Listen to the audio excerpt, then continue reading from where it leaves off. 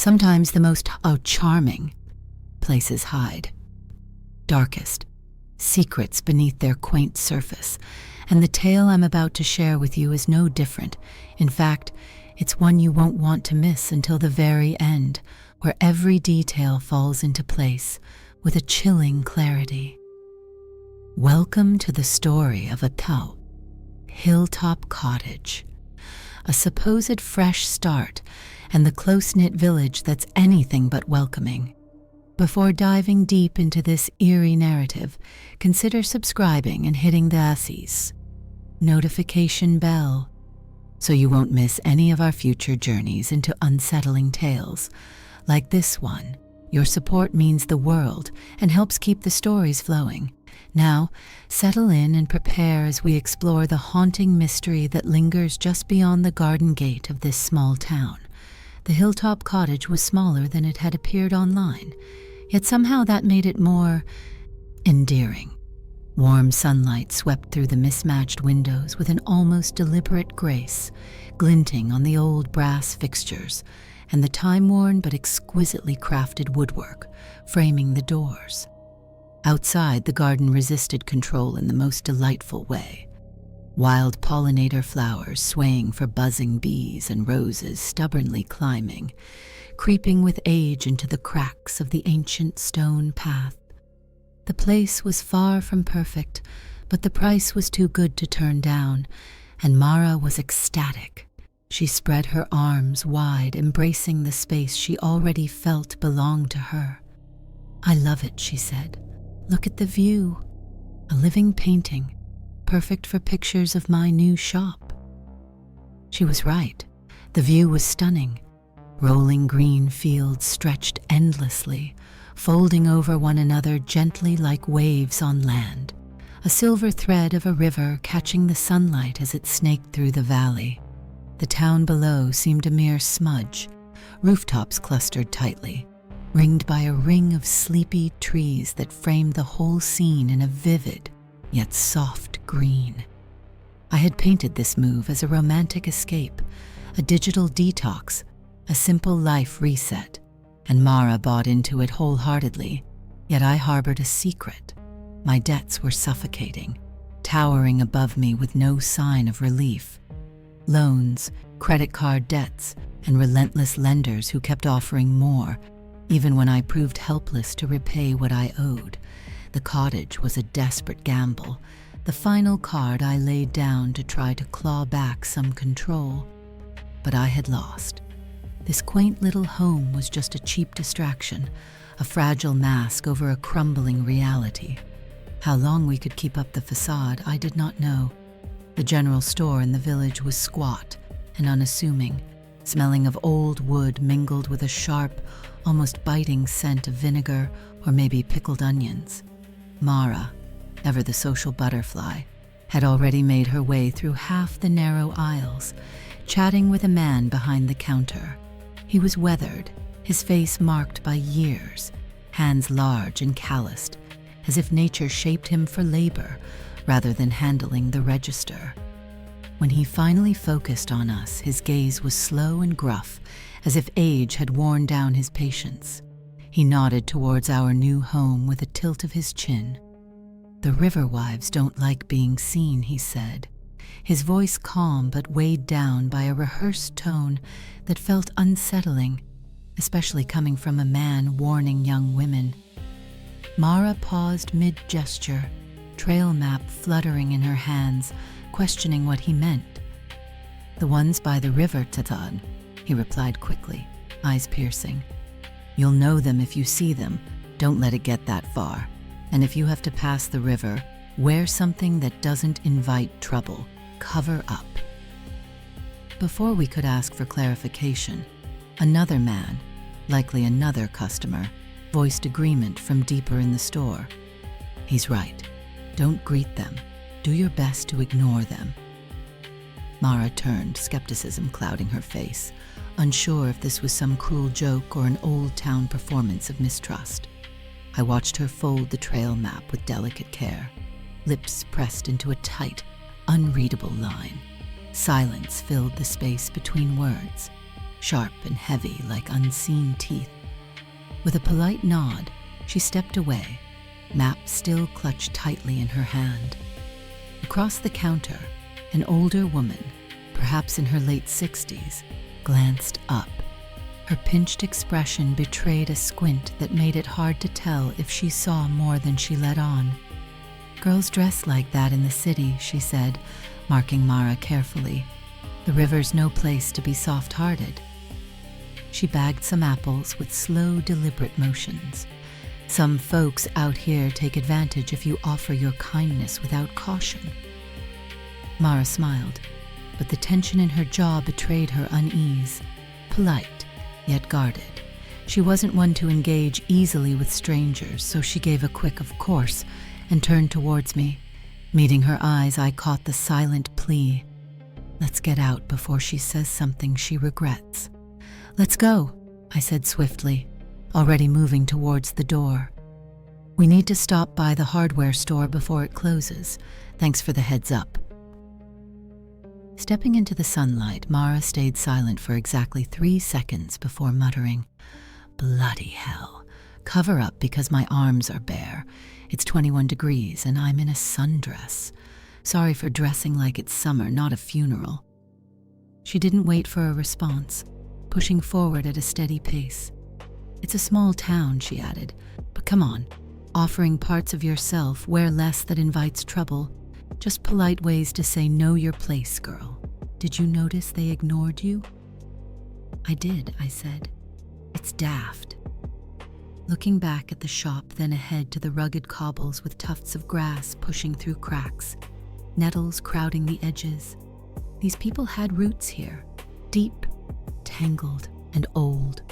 They'd grown up sharing milestones, hardships, and secrets, probably the same pints and complaints since the last century. We were outsiders stepping onto their turf. None of it justified their coldness, but it wasn't about us. Nudging her playfully, I suggested she bring some of her handmade soaps to the shop. Give them something sweet. Maybe they'll start being sweet back. Mara's mouth twitched in a near smile. Small victories in place like this. In the days that followed, Mara fell into the countryside life like a bird to the sky. Boots replacing sandals, basket over her arm, gathering wild herbs and flowers she named as if they were old friends. Bundles of yarrow, mugwort, lavender, and horsetail hung drying in the kitchen's gentle afternoon light. Her soft hums floated through the house, a comforting incense weaving between the walls, lifting my remote work mood. Little love notes waited like secret gifts beneath my coffee mug. Flower sketches and heart-soft reminders of the good here, almost letting me forget why we fled city life. Despite that, late morning runs became my sanctuary. Lacing shoes on the doorstep before dawn, the sky stirring slowly, giving space for thoughts too heavy to carry in daylight. Yet every run led back to the same nagging dread. I had to tell Mara. My mistake had shattered the life we had. This cottage, this hopeful reset, was damage control. Yet Mara loved it, and the thought of losing her in my confession twisted deep. I didn't know if she would leave or stay, only that hiding forever was no longer an option. One early morning, I took a new path through larch trees, following the river's cool bend. The fog was thick here, sticky in my throat and chilling my skin. And there, half hidden in mist and shadow, stood figures in the river. Women, dresses soaked, scarves tight, washing clothes on ancient boards. They moved silently, methodically, their garments heavy and waterlogged. One lifted a cloth strip, twisting it as red water trickled in silence. My foot slipped. Pain shot through my knee as I fell hard on the path. Blood blossomed, staining my joggers. Limping home to Mara, she frowned at the mess. "Slipped on the river path," I told her, her eyes tracing the bloodied fabric. "Lucky you," she said. "I just made a new soap bar for blood. Could pull that stain out nicely." She handed me a pale gray bar, otherwise usually kept reserved. Cold water first, scrub firm, let it sit. Was it the bend where the fog thickens? She asked, not looking up. I nodded. She mused about wild yarrow growing thick there, already going to seed, but still good stuff. Quiet out there, she said. And yes, I saw the Riverwives, didn't bother them, scoffing at the idea. Mad that the oldest women still stand washing by the river like it's a century past, she added, backwards and cruel. I asked if she needed me to pick yarrow on my runs. She shook her head. I like finding things with my own hands, she said fiercely. Don't want someone fetching for me like I'm fragile. Her annoyance lingered, but a softness followed as she accepted I understood. I promised she wouldn't have to fold smaller, not with me. She relaxed against my chest, soft, exhausted, yet warned me sharply, you'd better get scrubbing or no second batch. Obediently, I waited several days before jogging again, knee aching but feeling like healing, returning to the river trail, thick fog clutching the earth. I spotted the women once more, washing as before. One turned slightly, voice soft but unsettling. Would you be kind? Give this one a twist. My hands ache so badly these days. She held out a sodden sheet, dripping red and heavy. Her face remained hidden, scarf guarding secrets. I hesitated, the unnaturalness of her request prickling my skin. Her arms were bloated, skin pale and poisoned looking, fabric torn. Come on, love, she coaxed. You've got young arms. My joints can't grip as they once did. Rheumatism claws at my elbows. Just a twist will help. The others ignored me, scrubbing silently. Her eyes never met mine, and unease grew. I considered helping, torn between sympathy and old warnings echoing from the shop. Don't greet, don't offer. I said, no, sorry. Her tone snapped sharp, hostile. Suit yourself. Bitterness turned to angry accusation, muttered more to the river than me. Must be nice being young and quick, she spat. My cheeks burned with shame and frustration. Mara had scolded me for offering help days earlier. This old woman made me feel villainous for refusing. Conflicted, I let silence fall, retreating down the path.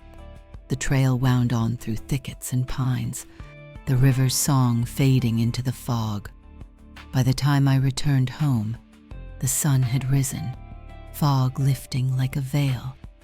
But inside I felt something missing, a weight draining me. My legs ached, fingers were stiff, a dull throb pulsed at my temples. Skipping breakfast, I showered in scalding water, seeking relief that wouldn't come. Mara arrived from the garden, dirt on her knees, arm full of fresh herbs, cheek damp from a sudden rain. She examined my pallid face and dismissed my plan to run. You need rest, she said, her voice tender but firm. Handing me a strong, bitter tea, she warned, they keep pushing into places you don't want them. Her words settled heavy, true and unspoken. She guarded her soaps like treasures, not cures, joking she'd need bribes for sympathy. The next morning, sun poured softly through curtains, the bed beside me cold and empty. Mara was gone, boots missing, herbs still drying, soap bars disappeared from their shelf. Panic settled in like fog. I grabbed shoes, running despite weakness. The mist thickened as I neared the river. Mud squelched beneath my feet. Boot prints marked the path. And there she was, Mara at the edge, offering a bar of soap to the Riverwives. The closest woman met my gaze briefly, her skin bloated and gray, flesh sunken and swollen as if drowned. Horror rooted me, stomach churning violently. Before I could react, the figures surged, limbs like wet ropes dragging Mara in. Washboards scraped her back, ripping clothes, skin peeling, blood blooming beneath foamy water, one bit into her shoulder. Silent screams lost beneath the river's murmur. I stumbled, helpless, as her fingers grasped weakly for me before disappearing beneath the surface, hair fanning like ink. Overcome, I vomited. Mud splashed wetly. Riverwives turned slowly, eyes catching mine. I fled blindly, skidding in the mud, one shoe lost. Reaching the village, breath ragged, a woman from the shop met my gaze. No surprise, only cold understanding. "Your estate," she said, nodding to my state. "You went down there, didn't you?" The men echoed warnings. No one would help. The police wouldn't find a trace of Mara, just like the town's indifference. "It's done," she said flatly. "They don't take much interest in men unless you give them a reason." Drenched rain matched my despair. Weeks passed in grief and silence. Police were perfunctory. Village folk offered awkward kindness, cups of tea without words. Mara's shop lived on as a ghostly tribute, her blend of soap labels rebranded, each batch crafted in her memory. I ran out of yarrow, paranoia won over pride. I delayed gathering new herbs. Mara's voice echoed. No half measures. Anger festered into resolve. One dim evening, at the local pub, I sought help from George, a kindly man who lent me a shotgun with solemn warning. The fog was thicker than before, clinging like a shroud. I approached the river with heavy gun in hand, heart pounding like a war drum, and there the familiar shape stood, a woman in soaked dress, scarf tight. I raised the weapon, safety clicking off, but as I lined up, the figure spoke, Mara's voice, light and teasing. "Did you finally bring those biscuits you promised me?" The sound shattered my grip. The gun weighed heavier. The boundary between the living and the lost blurred into chilling silence. This was no longer a story of a run and a river, but a dance with something ancient, waiting patiently beneath the surface, in the fog, by the swollen riverbanks. And now I ask you to ponder the cost of secrets kept too long, and the price of unseen neighbors who watch quietly from beyond the water's edge. If you felt the shiver of this tale crawling up your spine, don't forget to subscribe for more stories that lurk in shadows, and activate that notification bell so you'll be first to unravel the mysteries that may be hiding in plain sight. Until next time, keep your eyes open and your heart steady.